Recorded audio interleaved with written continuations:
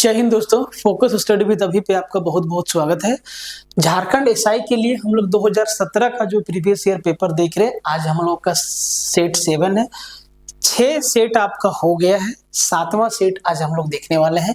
अगर आप लोग शुरू से नहीं देखे हैं तो पहले जाके शुरू से देखिए और प्रैक्टिस सेट, आप कोई भी प्रैक्टिस सेट देखिए, कहीं भी देखिए, प्रैक्टिस सेट अगर आप देखते हैं तो भाई साथ में प्रैक्टिस जरूर कीजिए। मतलब कि आपको पेन पेपर लेके बैठना है और साथ साथ प्रैक्टिस करते जाना है, तभी फायदा होगा, अन्यथा सिर्फ देखने से कोई फायदा नहीं होगा। हाँ, अगर वो जीके जीएस का पेपर है तो भाई आप उसको सिर्फ देख सकते हैं, बहुत सारा फैक्ट आपके दिमाग में याद भी होगा, लेकिन जहाँ पे पेन पेपर का बात आएगा, जहाँ पे कुछ लिखने का बात आएगा, जहाँ पे कैलकुलेशन का बात आएगा, तो वहाँ पे आपको पेन पेपर लेके बैठना पड़ेगा और जैसे जैसे सवाल आएगा वैसे वैसे आपको सवाल को लगाते जाना है और कमेंट में अपना आंसर डालते जाना है। ये वर्दी बैच है कंप्लीट पेपर 3 के लिए। Jharkhand GK, Indian GK, science, math, reasoning, computer, each and everything इसमें इंक्लूड है। आप इसमें एनरोल हो सकते हैं, ठीक है। बाकी बात, लैंग्वेज पेपर के लिए भी आपका आ रहा है बैच बहुत जल्दी, है ना। और ये जो बैच है, बैच को लेने से पहले आप देख लीजिए कि भाई साहब आपके काम का चीज है कि नहीं, ठीक है। बहुत लोग बैच लॉन्च कर चुके हैं, तो आप एक बार डेमो देख लीजिए, ऐप पे अवेलेबल है। साथ ही साथ नंबर सिस्टम का लेक्चर का शुरुआत भी हो चुका है चैनल पे। तो जिस तरीका से आपको आपका जो है चैप्टर वाइज भी चलते जाएगा, चैप्टर वाइज, और यहाँ पे प्रैक्टिस सेशन में हम लोग सेट वाइज देखते चलेंगे। तो भाई बहुत फायदा होने वाला है आपको, मतलब फायदा आपको यहीं से होगा। एक तो आपको चैप्टर वाइज भी मिलते जा रहा है और यहाँ से हम लोग प्रैक्टिस सेट वाइज भी देखते जा रहे हैं। जैसे कि नंबर सिस्टम का कंप्लीट लेक्चर आएगा तो आपको कंप्लीट नंबर सिस्टम देखना है। इस सेट में हो सकता है कि नंबर सिस्टम का 1 सवाल हो, 2 सवाल हो या ना भी हो, है ना। तो एक बार आपको चैप्टर वाइज भी पढ़ लेना है और एक बार प्रैक्टिस भी करना है। ये 2017 का 33 सेट कराने के बाद हम लोग आपको 50 एक्सपेक्टेड सेट भी देंगे, जिसमें लेटेस्ट क्वेश्चन होगा। और वो क्वेश्चन कहाँ से होगा? टीसीएस का होगा। टीसीएस जो भी एग्जाम ले रहा है वो सारा का सारा सवाल इसमें डाला जाएगा। तो पहले ये 33 सेट कंप्लीट हो जाने दीजिए, ठीक है। कंप्लीट लेक्चर को आपको देखना है और भाई साहब शेयर मार दीजिएगा। और चैनल लिंक में टेलीग्राम का लिंक दिया हुआ है, आप वहां से टेलीग्राम ज्वाइन कर लीजिएगा, क्योंकि ये जो हम लोग सेट देख रहे हैं इसका पीडीएफ भी आपको दे रहे हैं। तो भाई वो टेलीग्राम पे इसका पीडीएफ भी अवेलेबल है, तो चैनल टेलीग्राम को जरूर से ज्वाइन कर लीजिए। देखिए पहला सवाल, क्वेश्चन आपको भी बनाना है ना, और हम भी आपको बताएंगे। दोनों कहते हैं ना कि दोनों हाथों से ताली बजती है, तो ऐसा ना कि हम यहाँ पे बना रहे हैं आप सिर्फ ऐसे देखे जा रहे हैं, तो कोई फायदा नहीं है। पहला सवाल कहता है कि in an annual examination Bharti got 3150 marks and Prapti gots 2950 marks. If Bharti got 63% marks, what percent of marks did Prapti get? एकदम बहुत ही सिंपल सा सवाल है। एक वार्षिक परीक्षा में भारती को 3150 नंबर मिला और प्राप्ति को 2950 नंबर मिला। यदि भारती को 63% अंक मिला तो प्राप्ति को कितना प्रतिशत अंक मिले होंगे? सिंपल सा बात है, एक स्टेप में कैलकुलेशन कैसे होगा भाई साहब। ये जो है 63% का ही तो वैल्यू है 3150। भारती को 3150 नंबर मिला टोटल में, परसेंट में कितना मिला? बोले सर 63% मिला। तो हम लोग इसको एक बार में कैसे लिखेंगे? एक बार में अगर लिखना हो तो सर लिखेंगे 63 बट्टा 3150 और गुना 2950, और सीधा सीधा यहां से क्या मिलेगा? उत्तर मिलेगा। अगर हम ऑप्शन वाइज देखें तो भाई भारती को 3150 अंक मिला है और प्राप्ति को 2950 अंक मिला है। भारती को परसेंट में 63 मिला है, तो भाई प्राप्ति को 63% से कम ही मिलेगा। और यहाँ पे एग्जामिनर चालाकी से चारों ऑप्शन को 63% से कम रखा है, तो आपको कैलकुलेशन करना होगा। तो भाई ये आपका निपटारा हो जाएगा सीधा सीधा 5 बार में उड़ जाएगा। देखिए 6 बचे 30, 300 और 5 तिहाई 15, तो 63 गुना 5 315 होगा। तो यहाँ आ गया 50, 0 से 0 आपका निपट गया और ये 5 से हो जाएगा, 5 पच्चे 25 और 5 निम्मा 45, 59%। प्राप्ति को कितना मिला? 59%। इतना ही काम इस सवाल में आपको करना चाहिए, है ना। अगला सवाल देखिए, कहता है कि 2016 में दालें 120 रुपया प्रति किलो भाव से बिक रही थी, ठीक है। वर्ष 2017 में 135 रुपया प्रति किलो भाव में बिक रही है। एक साल में दाल के भाव में कितने प्रतिशत की वृद्धि हुई? तो इससे आसान सवाल अगर क्या हो सकता है, अगर ये एसआई में पूछ रहा है तो भाई 2016 में दाल कैसे था? 120 रुपये। 2017 में कैसे हो गया? 135 रुपया प्रति किलो। कितना बढ़ गया? तो भाई सिंपल सा बात है, 15 रुपया किलो पर बढ़ गया। अब हमसे पूछा है कि कितने प्रतिशत की वृद्धि हुई है, और जो उत्तर दिया है वो 100 से भाग देके, मतलब परसेंटेज को डेसिमल में चेंज करके दिया है। तो सबसे पहले यही निकाल ले कि भाई कितना परसेंट का वृद्धि हुआ। तो भाई 120 रुपया में 15 रुपया बढ़ गया है, तो यहाँ पे ये निकालना है कि 15 रुपया 120 का कितना परसेंट है। तो 15 80 120 भाई साहब 8%, मतलब ये 1/8, 1/8 क्या है? बढ़ गया है। 1/8 क्या है? बढ़ गया है। तो भाई 1/8 भाग अगर बढ़ गया है तो 1/8 भाग को फ्रैक्शन में क्या पॉइंट में क्या लिखेंगे? 0.125, और यहाँ से आपका उत्तर आ जाएगा। इस सवाल में इतना ही काम करना था। देखिए सवाल बनाना सीखना होगा, चाहे एग्जाम आप कोई भी दे। अगर पूरा डिटेल में कैलकुलेशन करेंगे तो भाई साहब टाइम लेगा, और ऐसे करने के लिए आपको एक बार चैप्टर वाइज पढ़ना होगा और प्रैक्टिस पे ध्यान देना होगा, ठीक है। इसीलिए हम लोग अभी से प्रैक्टिस पे जोर दे रहे हैं, साथ ही साथ आपको चैप्टर वाइज भी देते जा रहे हैं। कहता है कि ये सेम सवाल है, कहता है कि the price of a TV set was 24,500 in 2015, it price was rupees 27,440 in 2017, what is the annual percentage increase in the price of the TV set. ये कह रहा है कि 2015 में जो टीवी का दाम था वो 24,500 रुपया था, और 2017 में ये हो गया 27,440। तो भाई हर साल कितना वृद्धि हुआ?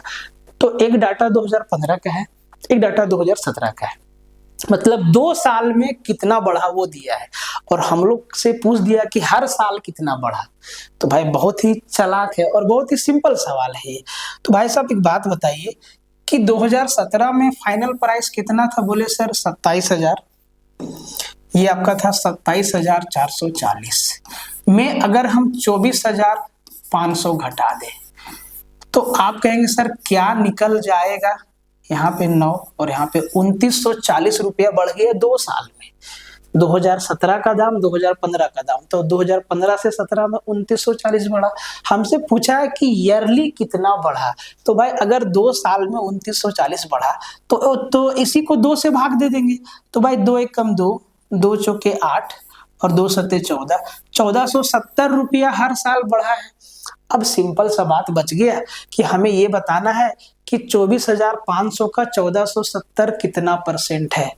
24,500 का 1470 कितना परसेंट है? अब जरा ऑप्शन को ध्यान से देखिए, तो हमें ये निकालना है कि भाई जो 1470 है वो 24,500 का कितना परसेंट है। हम लोग चाहे तो डिटेल में कर सकते हैं, लेकिन जरा ऑप्शन को ध्यान से देखिए।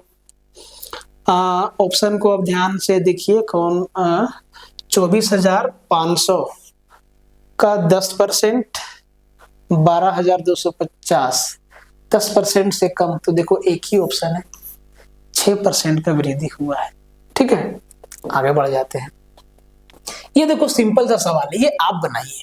कहता है कि 2500 का A% 400 है तो 2A का मान क्या है?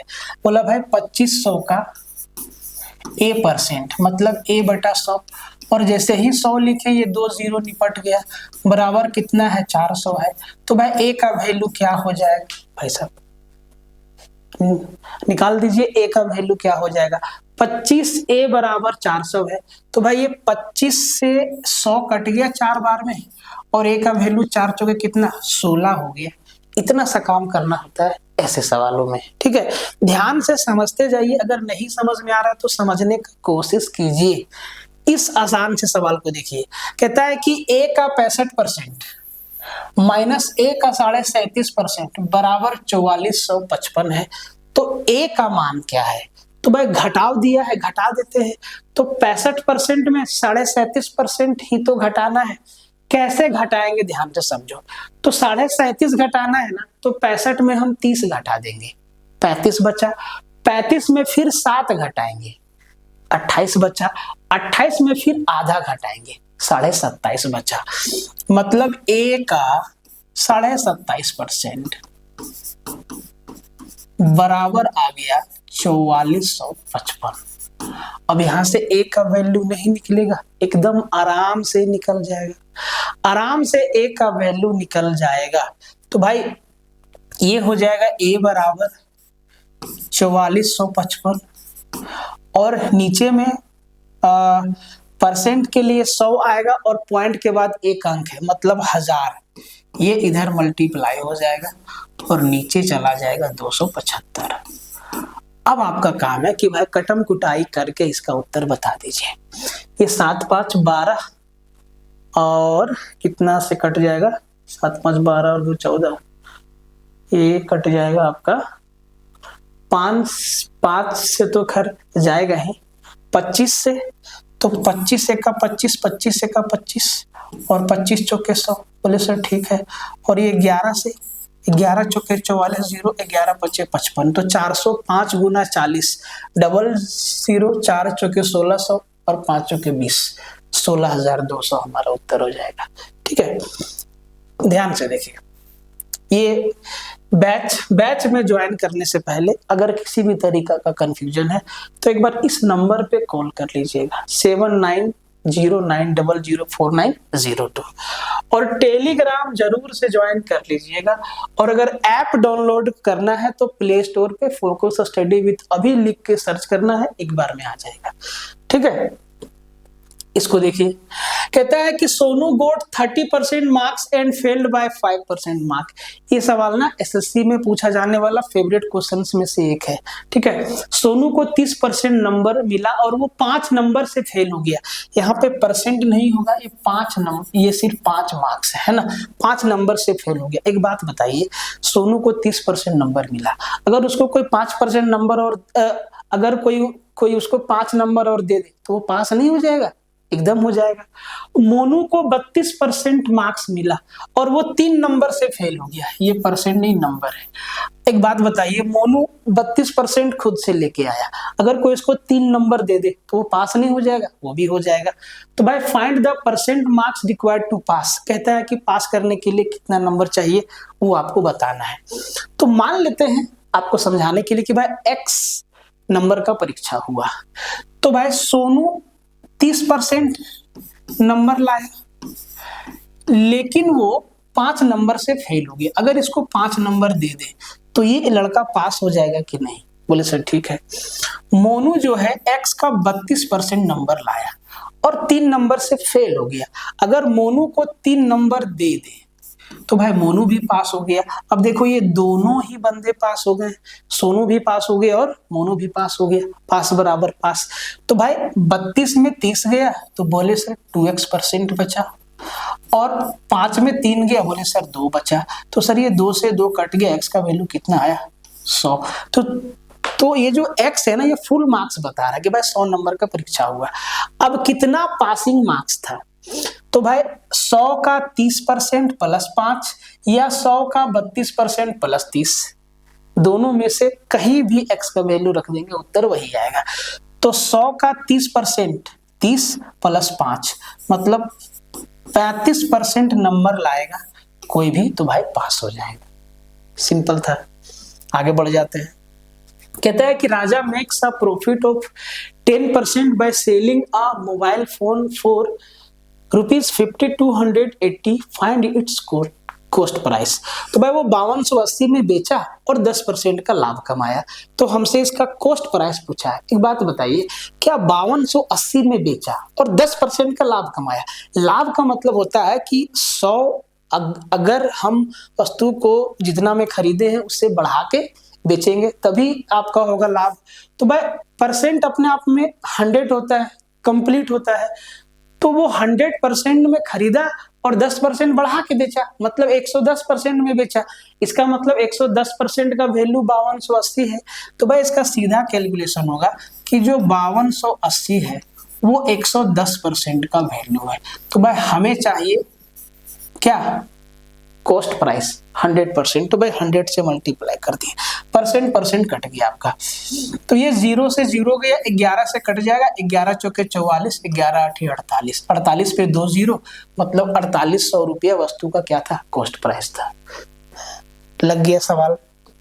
देखिए जिस टाइप का सवाल पूछा गया है जरूरी नहीं है कि इसी टाइप का सवाल पूछा जाएगा, लेवल बढ़ भी सकता है। ठीक है, कहता है कि a radio worth ₹3600 is sold at loss of 5% during a discount sale season.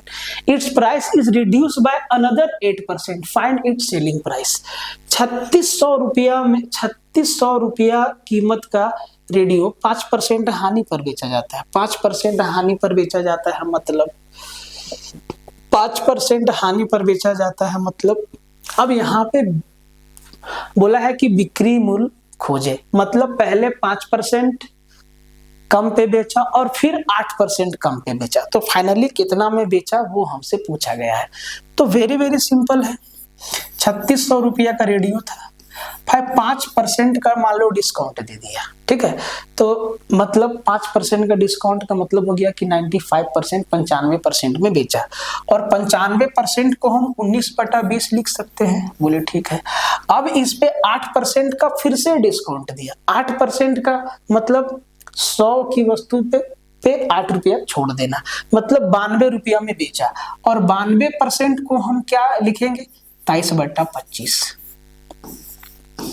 देखिए 92% मतलब 92/100, काटिए 4 से 23 बार में, 4 से 25 बार में। ठीक है, तो अब देखो, अब ये जो जब इसको सॉल्व करने के बाद सीधा उत्तर आने वाला है भाई साहब। ठीक है, तो देखो 20 से काट दो 100 को 5 बार में, 36 बचा। अब यहाँ पे बचा 36, गुना बचा 19 और गुना बचा 23, और इसको भाग लगा दीजिएगा 25 से, और जो भी उत्तर आएगा वो आपका अपना उत्तर होगा, उसको घर लेके जाइएगा। ऑप्शन ए आपका आंसर आएगा, करके देखिए। ठीक है, आगे बढ़ जाते हैं। इस सवाल को देखिए, एसएससी में कई बार पूछा जा चुका है और अभी तक टिप टाप कभी ना कभी पूछ देता है। कहता है कि find the number of edges of a solid which has 10 planes and 16 vertices. एक ठोस के किनारों की संख्या निकाले जिसके 10 समतल और 16 शीर्ष है। अब देखो कोई भी आप सॉलिड ले लो, जैसे कि क्यूब ले लो, क्यूबॉइड ले लो, है ना, कोई भी ठोस चीज ले लो, उसमें फलक होगा, किनारा होगा और सतह होगा। तो भाई इन तीनों चीज में से 2 चीज देगा और तीसरा चीज पूछ लेगा। कोई भी 3D ऑब्जेक्ट ले लो, तो भाई उसमें सरफेस होगा, सतह होगा, वर्टिसेस होगा, शीर्ष होगा और एजेस होंगे, किनारे होंगे। तो भाई उनका एक ये रिलेशन बनता है कि अगर शीर्ष में किनारे को घटा दे और फलक को जोड़ देंगे तो भाई 2 बचता है। अब देखो ये जो छोटा सा फॉर्मूला है ना, इससे आपका उत्तर बन जाएगा। इसको याद रखना है, V minus E plus F, V for vertices, याद रखिएगा, शीर्ष हिंदी में भी लिख दे रहे हैं। ठीक है, और E फॉर एज, किनारा जो होता है। ठीक है, और F फॉर फेस, जो सतह होता है ना, जो सतह होता है। तो V minus E plus F equal to 2 होता है। अब देखो यहाँ पे ठोस के किनारों की संख्या, E का वैल्यू पूछा है, तो भाई V और F का वैल्यू चाहिए। V 10 समतल, F और 16 शीर्ष है, तो भाई V का वैल्यू क्या दिया है, 16 माइनस E प्लस F का वैल्यू कितना, 10, बराबर क्या होता है, 2 होता है। अब भाई साहब 16 और 10 26, 26 में 2 गया तो भाई 24 आया। E का वैल्यू कितना आया, 24 आया। उस सरफेस में 24 किनारे हैं, 24 किनारे हैं। जैसे आप क्यूब को ले लो या क्यूबॉइड को ले लो, तो भाई क्यूब में कितना किनारा होता है, क्यूबाइड में किनारा कॉर्नर कितना होता है गिनना, और इस फॉर्मूला में बिठा के देखना, इसको याद रखना है। ठीक है, आगे बढ़ जाइए। The volume of a right circular cylinder is 550 cc and it's curve surface area is 220 square centimetre, find its radius. बेलन का परिमाण या आयतन, आयतन दे दिया है 550 और इसका कर्व सरफेस एरिया वक्र सतह का क्षेत्रफल दे दिया है 220 वर्ग सेंटीमीटर। हमसे रेडियस पूछा है, रेडियस पूछा है। जरा ध्यान से देखो, वॉल्यूम क्या होता है, सिलेंडर का वॉल्यूम क्या होता है, बोले sir pi r square h बराबर कितना दिया है 550, और इसका कर्व सरफेस एरिया क्या होता है 2 पाई आर एच, 2 पाई आर एच बराबर कितना दिया है, बोले सर 220, और हमें निकालना है रेडियस, हमें निकालना है रेडियस। ध्यान से देखो, अगर इनको एक दूसरे से भाग दे दे, इनको भाग दे दे आपस में, तो भाई ये पाई से पाई निपट गया, एच से एच निपट गया, आर स्क्वायर में आर से भागा देंगे तो सर ऊपर आर बच जाएगा, आर बटा 2, 2 से इसको काट देंगे कितना 110, तो सर आर का वैल्यू क्या निकल के आ गया 550 बटा 110, और 110 550 को 5 बार में निपटारा कर देगा, मतलब जो सिलेंडर है उसका रेडियस 5 सेंटीमीटर निकल के आ गया। ठीक है, बहुत आसान सवाल है, आगे बढ़ जाते हैं। कहता है कि 400 और 500 के बीच न्यूनतम संख्या निकालें जिसको 9, 15 या 6 से भाग देने पर हर बार शेष 3 बचे। तो ऐसा सवाल में ऑप्शन का यूज करना है, ध्यान देना है कि भाई छोटी संख्या, न्यूनतम संख्या होना चाहिए, चारों ऑप्शन में से जो छोटा सेटिस्फाई करेगा वही मेरा उत्तर होगा। तो अगर हम 450 को देखें तो ये 15 से पूरा पूरा कट जा रहा है, हमें काटना नहीं है, हमें 3 शेष बचाना है। अब अगर 3 शेष बचाना है तो भाई 450 से 3 ज्यादा रहेगा तभी तो 3 शेष बचेगा। अब हम यहां से डायरेक्टली जंप करेंगे 453 पे। अब देखो 453 जो है वो आपका 15 से तो कट रहा है, लेकिन 9 और 6 से भी कटना चाहिए। इसको 9 से भाग देंगे, 9 बचे 45, शेष 3 ही बच रहा है।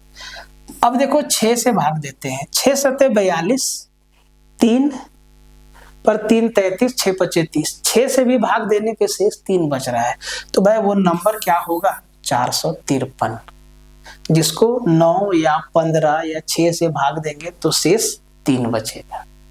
ऐसे बनाना है, ठीक है।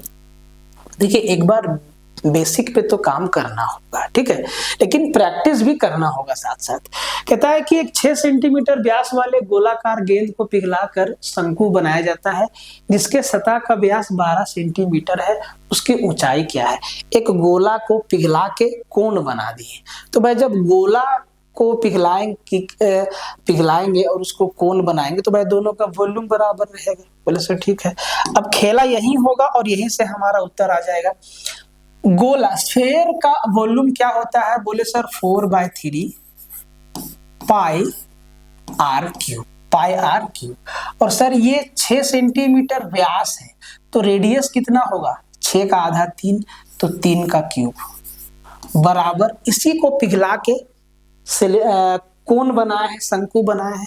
शंकु का आयतन कितना होता है 1/3 पाई आर स्क्वायर इंटू एच, अच्छा इंटू एच।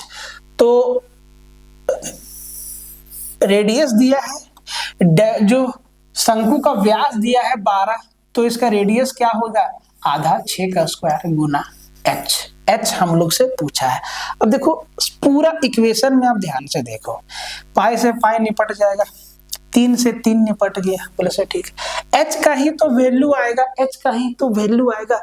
इधर से देखो भाई, ये आपका हो जाएगा 4 गुना 27 बराबर 36 गुना एच, 4 नीमा 36, 9 तिहाई 27, एच बराबर कितना 3 आ जाएगा, एच बराबर कितना 3 आ जाएगा। तो शंकु का हाइट कितना होगा 3 सेंटीमीटर, ठीक है। और आगे बढ़े, ये बैच है आगे बढ़ जाते हैं। इस सवाल को देखिए, कहता है कि आपती, ब्राह्मी और सुंदरी एक संस्था में काम करती है जहां 15,000 कर्मचारी हैं। ठीक है, आपती की उम्र का ब्राह्मी की उम्र से अनुपात 9:11 है। अच्छा, अंग्रेजी वाला गड़बड़ है, हिंदी वाला गड़बड़ है, इसको देखते हैं। Aapti, Brahmi and Sundari work in an organization where there are 15,000 employees. The ratio of Aapti age to Brahmi age is 9:11। अच्छा, आपती और ब्राह्मी, तो ए फॉर आपती और बी फॉर ब्राह्मी, इनका जो एज का रेशियो है वो 9:11 दिया है। ठीक है, and that of Brahmi age to Sundari, अब की बार ब्राह्मी और सुंदरी के उम्र का अनुपात 11:13 दिया है। बोले ठीक है। If the sum of their ages is 132। अच्छा, इनके उम्र का जो जोड़ है, आपती, ब्राह्मी और सुंदरी तीनों का उम्र का जो जोड़ है वो 132 साल दिया है। यहाँ पे गड़बड़ हो गया ना, इधर उधर हो गया है। तो what is the sum of Aapti and Brahmi age? तो आपती और ब्राह्मी के उम्र का अनुपात उम्र का जोड़ हम लोग से पूछा है। भाई मेरे रेशियो दे दिया है, ये तो ठीक है, ब्राह्मी यहाँ भी 11 है, यहाँ भी 11 है, तो आपती, ब्राह्मी और सुंदरी का एज का रेशियो 9:11:13 होगा। और इसका सम जोड़ेंगे तो कितना होगा? 13, 11, 24 और 9, 33। और इसी 33 का वैल्यू सवाल में 132 साल दिया है, ये आपका निपट जाएगा 4 बार में। एक का वैल्यू 4 है, हमसे पूछा है कि आपती और ब्राह्मी, तो भाई आपती और ब्राह्मी 11 और 9 20, अगर एक का वैल्यू 4 है तो 20 का वैल्यू 20 चौके 80 साल। आपती और ब्राह्मी के का जो टोटल एज है वो क्या होगा? 80 साल होगा। आगे बढ़ जाए, कहता है कि दो संख्याओं का योग 260 है और उनका अंतर 10 है, उन दोनों संख्याओं का गुणनफल क्या होगा? ये सवाल आपको लगाना है।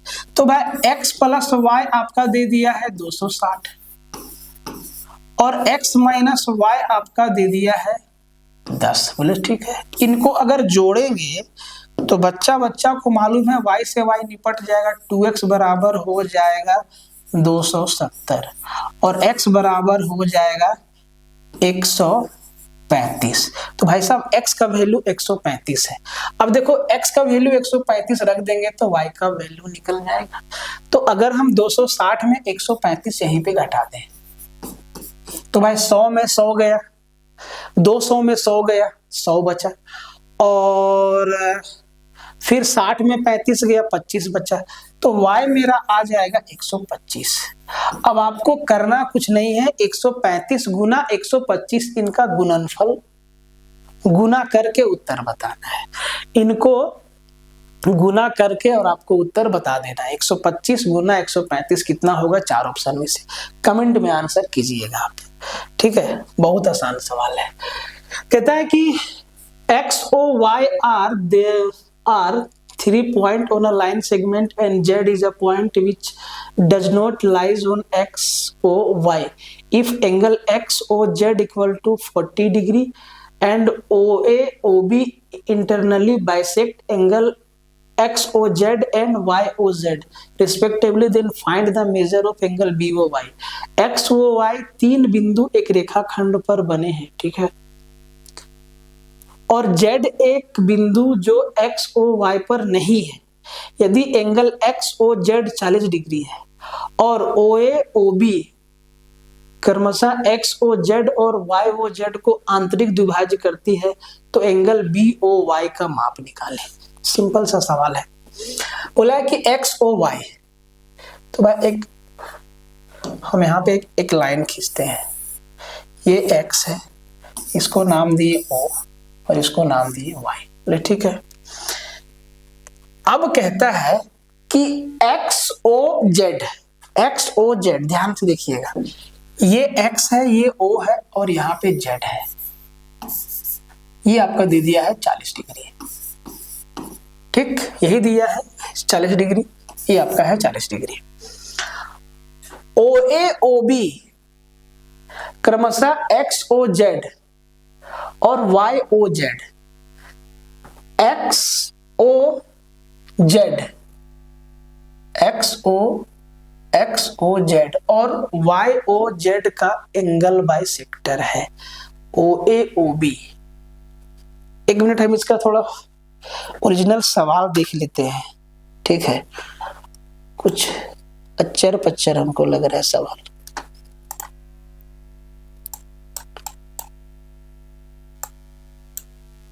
क्या बोला है? OA and OB internally bisect XOZ। OA और OB internally bisect XOZ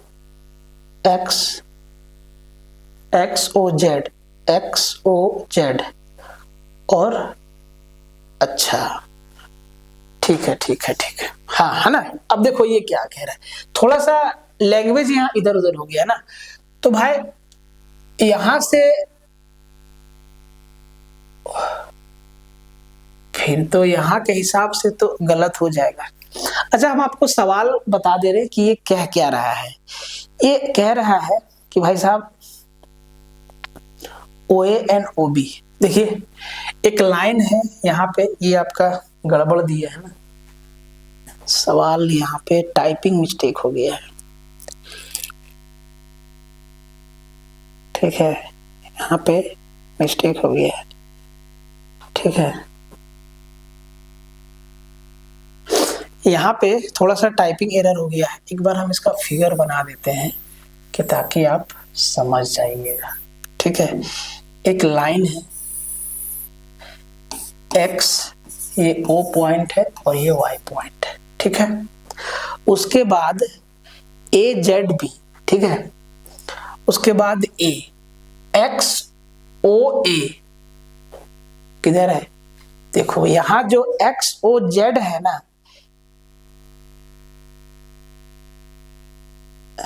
हाँ ठीक है, XOZ है ना, ये 40 डिग्री है, ठीक है।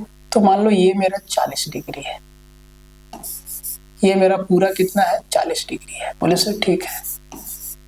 उसके बाद OA और OB इसको बाइसेक्ट करता है, इसको माने OA और ये हमारा है OB, इसको बाइसेक्ट करता है। अब जब इसको बाइसेक्ट करता है तो भाई बाइसेक्ट करने का मतलब क्या हो गया? बाइसेक्ट करने का मतलब क्या हो गया? OA और OB। फिर से सवाल नहीं, ये कहीं लैंग्वेज गड़बड़ हो गया है, ठीक है। यहां भी वही हाल है, XOY are points on a line segment Z, ठीक है, ठीक है। तो इसको ऐसे बनाते हैं, एक तरफ O को रखते हैं, एक तरफ, एक साइड A को रखते हैं, एक साइड B को रखते हैं। इसको हम करेक्ट करते हैं अपने हिसाब से, रुकिए, तो ये सवाल आपका सही हो जाएगा, ठीक है। तो एक लाइन सेगमेंट खींचे हम XOY, ठीक है, और XOZ, अगर हम Z को यहाँ रखें, ठीक है, यहाँ पे हम Z को रखें, ये मेरा Z है। उसके बाद OA और OB, इसका एंगल बाइसेक्टर हम खींच दें OA और इसका एंगल बाइसेक्टर हम खींच दें OB, ठीक है भाई साहब। तो ये एंगल बाइसेक्टर है तो ये भी x होगा, ये भी x होगा, मतलब ये दोनों बराबर होगा और ये दोनों भी क्या होगा? बराबर होगा। लेकिन इसका वैल्यू कितना दिया है सवाल में? बोले सर 40 डिग्री। इस पूरा एंगल का वैल्यू कितना दिया है? XOZ, देखो तो XOZ कितना दिया है? 40 डिग्री। और पूरे एक ही लाइन के एक ही ओर कितना डिग्री का कोण बनता है? 180 डिग्री का। मतलब ये आपका दे दिया है 40 डिग्री, तो 40 डिग्री प्लस x 2x बराबर 180 डिग्री। ऐसे सवाल सही होगा। तो 180 में 40 गया, 140 को 2 से भागा दिए, x बराबर कितना आया? 70 डिग्री। तो BOY का मान पूछा है, BOY, ये भी 70 डिग्री होगा और ये भी 70 डिग्री होगा। 70 140 और 40 180। लैंग्वेज थोड़ा इधर उधर हो गया यहाँ पे, ठीक है। इसको ध्यान से देखिए, number x, y and z are such that 2/3 of x, तो इसको साथ में करते जाइए। 2x/3 बराबर है 75/100 गुना b। तो भाई ये 75/100 को हम 3/4, अच्छा वहां x है, यहाँ a है, वहां b है, यहाँ पे y है ना। तो 75/100 मतलब 3/4 y बराबर 150% ऑफ c। ये c नहीं है, ये z है।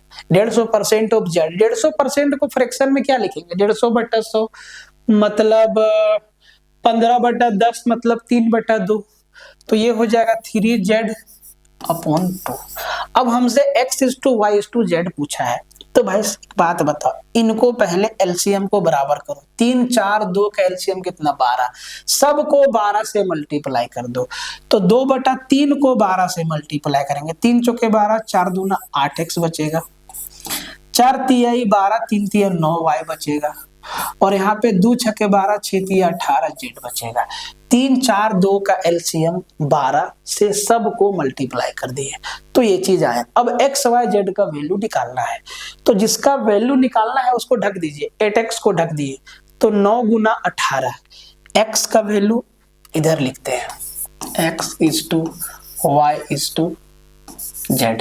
अब x का वैल्यू निकालना, तो भाई x पूरा ढक देंगे, तो 9 गुना 8, y और z के कोफिशिएंट को मल्टीप्लाई करेंगे, तो जो x का वैल्यू आएगा वो 9 गुना 8 आएगा। अनुपात लगाइए। अब y का वैल्यू निकालना, तो पूरा y को ढक देंगे, 8 गुना 18 अनुपात। अब z का चाहिए, तो भाई पूरा z को ढक देंगे, 8 गुना 9। अब जरा ध्यान से देखो, कुछ कटम कुटाई होता है।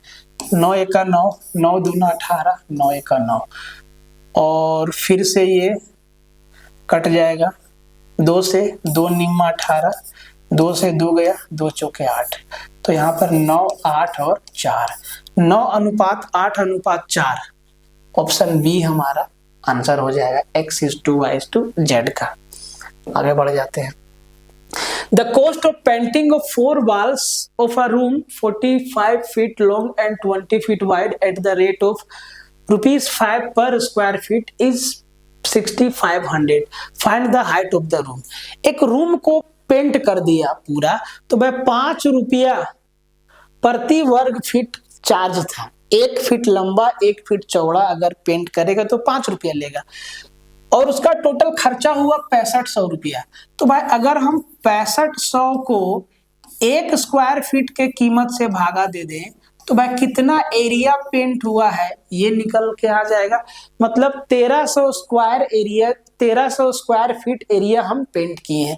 मतलब कमरा का क्षेत्रफल 1300 स्क्वायर फीट है, और कमरा के चारों दीवारों का है ना, चारों दीवारों का।